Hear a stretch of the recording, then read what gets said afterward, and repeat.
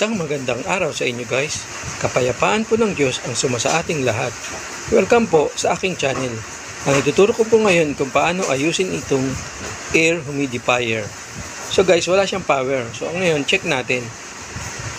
So isaksak na natin. Tapos ngayon nakasaksak na siya. I-on natin. So guys, ayan guys, ayaw mag-on. Wala siyang power. So buksan na natin. Tingnan natin sa loob. Ang air humidifier pala guys ay nagdadagdag ng hangin, nagdadagdag ng moisture sa hangin na siyang nakakatulong sa atin sa paghilik. Nababawasan yung paghilik, tapos hindi nagiging tuyo ang ating mga balat. So guys, ayan guys oh. Ngayon nabuksan ko na.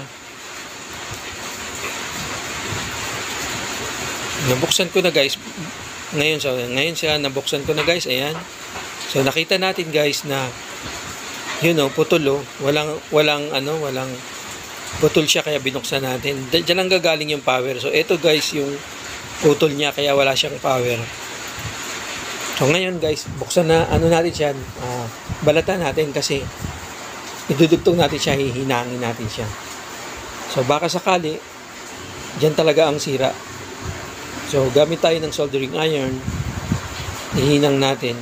So, malaking tulong yan guys pala ang air humidifier. So, ngayon, ihinang na natin. Nahinang ko na. Yan. Gagamit lang tayo guys ng soldering iron. Yan nga. Nadikit na natin guys. So, ayan na guys. Oh. Check na din natin yung ibang connection. So, bago natin ibalik. So, okay naman siya guys. Diniin ko na. Pati yung IC, lahat. Ayan guys, okay na guys. So, ngayon, ibalik na natin tong takip niya. Yan kasi guys, yung nagmumula sa power. Naputol yung kanyang connection. So, ngayon, i-test na natin guys kung gagana. So, dito, yan yung saksakan ng kanyang power. Ayan o. Na-check ko na rin pala itong power supply. So, ayos yung power supply, mayroon siyang output. So ngayon, i-test natin.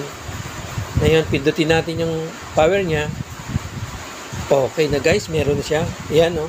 Nagbiblink na yung ilaw. Ang dami pala nitong ilaw guys. Ayan o. So ngayon, ibalik na natin guys. Balik na natin yung cover. So okay, na-check na natin lahat. Ngayon o. Takpan na natin. Ngayon, i-on na natin. Tingnan natin kung gagana. So, ayan guys, oh. Maganda to sa magdamag guys kasi maganda ang tulog mo rito kasi nadadagdagan ng moisture yung hangin natin. Nakakahinga tayo ng maluwag sa ating pagtulog. So guys, thanks for watching and see you on my next video. Bye-bye!